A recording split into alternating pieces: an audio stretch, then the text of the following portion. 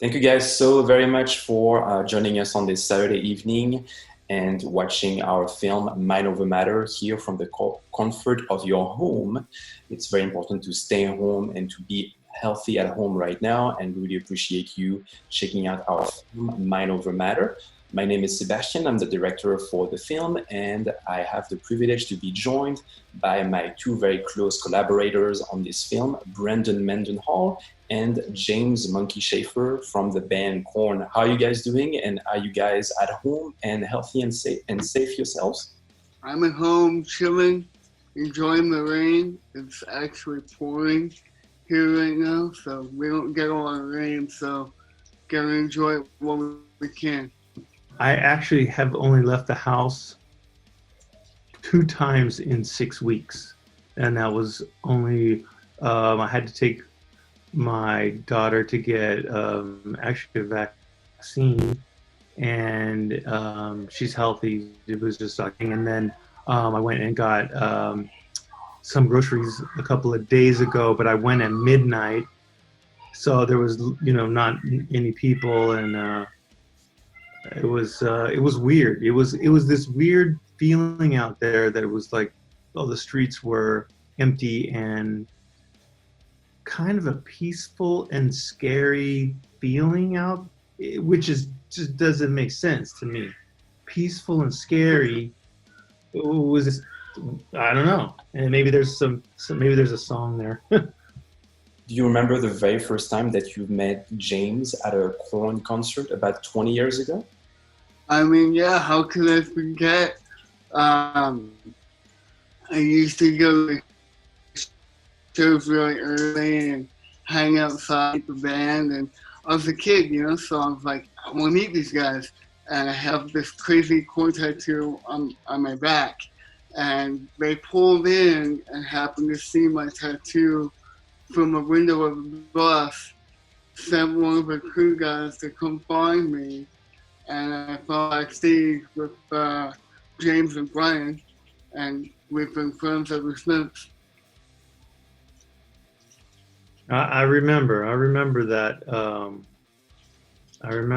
I think somebody came and got me and then showed me your tattoo, and I kind of remember going to get head and saying, "You got to see this guy's tattoo. It's crazy." Because that was the first time I think somebody actually had, I've seen tattoos, KoRn tattoos, obviously, but somebody that had like the left and the right, head monkey duo sort of on their body, and I was just like, I was blown away. He has that drive, he has that passion, that determination, and I've seen that grow through the years as he's achieved each of these goals in his career and his life. I feel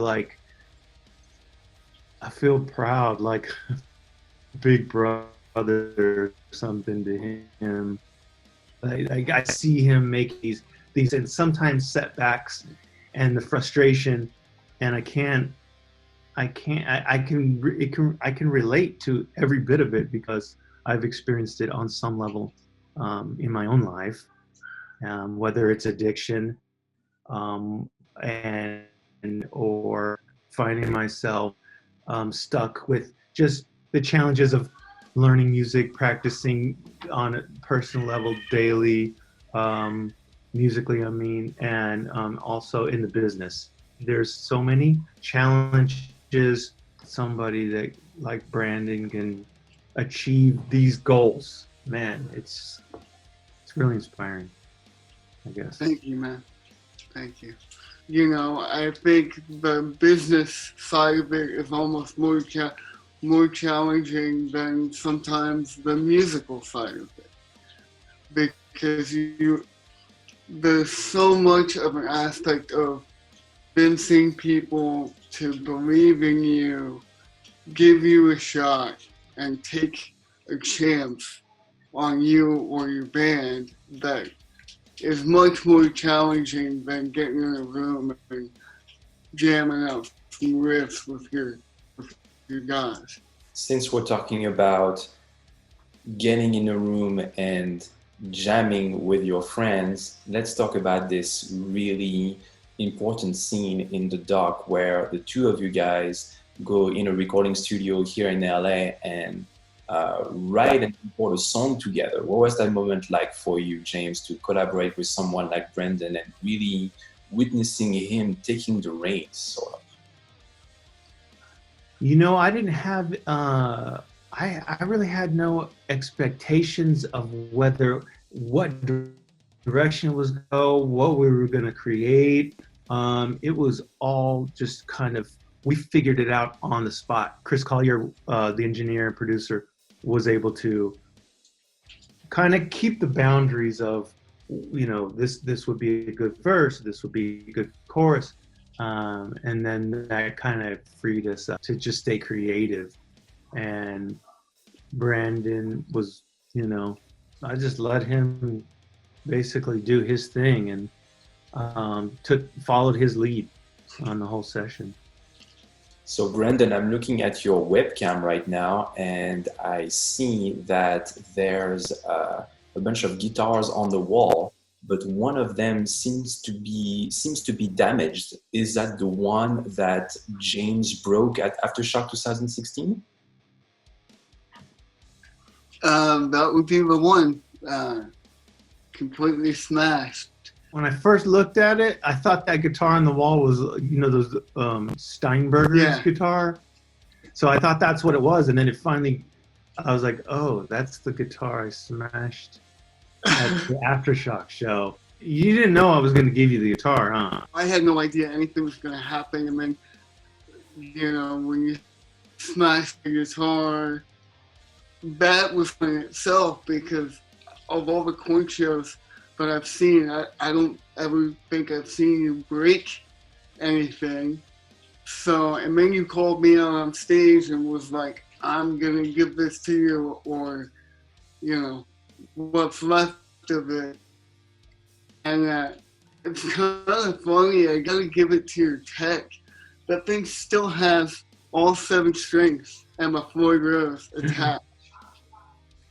I didn't finish the job, huh?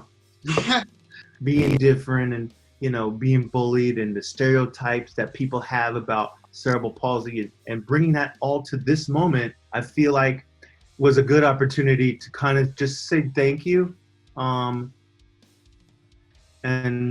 let people, you know, introduce you and say,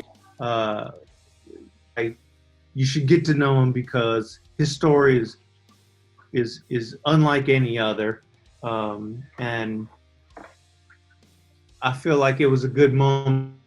Sebastian and I felt like maybe this is a good opportunity to kind of like bring you out. The show was going so well, and the adrenaline got to me, and I knew that I was going to bring you out, and then I ended up smashing the guitar. Because I just wanted it to be a moment, you know, and then we add that with the adrenaline, and that you break stuff.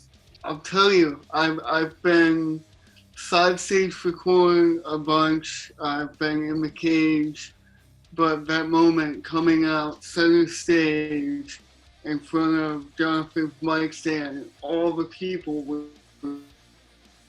the energy that you guys get to feel from the audience every night it's just pure electric. So I get it, man. I totally get it. At some point, we'll cross paths again, and I'll give you another guitar that's, you know, not broken. Yeah, not broken. There's a few moments in the film that really touching. Your grandfather, really, I could relate with. My father, you know, sort of had the same sort of like, you know, you're in Bakersfield and you're in a small town, or make this sort of thing happen for your for a career, you know. And I always wanted to just show him like I can do this, and that was really important. And also how much your grandmother and your mom inspired you to do what you want. And I always related that to my mom. And that's a moment, those are moments in the film that really touched me and I could totally relate to. And when you bring a newspaper home, show your mom and your grandmother, that just gave me like goosebumps, because I remember the first time I moved to LA and I came back and had our first like LP, and I brought it home and to show my mom and my dad. It was just pride, self-pride that, you know. That's awesome, man. I think when I was first getting exposed to you guys, I was super young, and you know, I just saw something in you guys in my promo photos, and I knew that you guys were from Bakersfield, and there was just a sense of, I felt like you guys were in the same vein as I was, coming from a small town, trying to accomplish, like you said, that was huge and otherwise thought unattainable. You know, and for you to kind of bring that back home and say that you went through those things, it's pretty awesome. What has been going on with your career, Brendan, since that groundbreaking show opening up for KoRn at Aftershock? Are you still pursuing your dream today?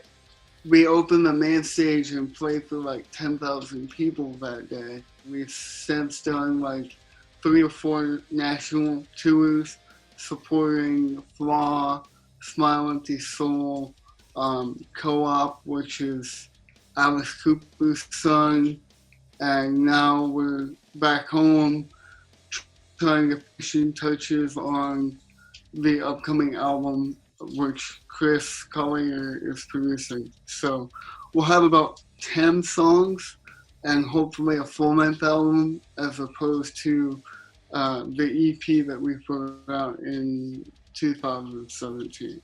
What about you, James? What do you have in the works, and what is your biggest takeaway from this adventure with the Mind Over Matter project? I'm trying to play the piano while in quarantine. And it's going well. I'm having fun, because a side note, like what drew me to the guitar when I was a kid, when I was young, was that you could create chords. You could make big chords. I bought an old piano, and I'm trying to kind of teach myself, you know, it's the same sort of thing. You can make big chords and melody at the same time. And I really love that. Not that I'm going to be coming out with a piano album or anything, but you never know. You could, maybe there's a piano ballad in there at some point in KoRn, you know, in the upcoming KoRn catalog at some point. But it's fun. It's fun to play. I have fun. I get lost in it. It's just you and the instrument, and it's fun. As far as a takeaway from the movie, I think it's bigger than just you and I. I think so many people can relate to it. Not only people that have cerebral palsy, but other people that might have disability. I think there's something for everyone in this movie. Not only musicians and people that are inspired by music, art bands respectively, but you know, now with the current world situation, we're all kind of self-isolated and stuck at home and stuck in our own little worlds that we've created for ourselves. And I think it's important to remember that we're all in this together, and that, you know, everybody deals with struggles and challenges, and we have to remember to try and inspire the people around us. Yep, well said, well said. Thank you very much. Well, I think that concludes our program over here. I really thank the two of you for participating, not only in this post-screening conversation, but for being a part of this very unique, very powerful, very uplifting documentary film. It took us 5 long years to put it together, and I really appreciate the two of you collaborating to put this whole thing together. So again, thank you very much to the both of you. Please stay safe and stay healthy. And same to you guys out here watching us here on YouTube. Please stay safe, stay at home, and we'll see you guys again very soon. Thank you so much. Mind over matter.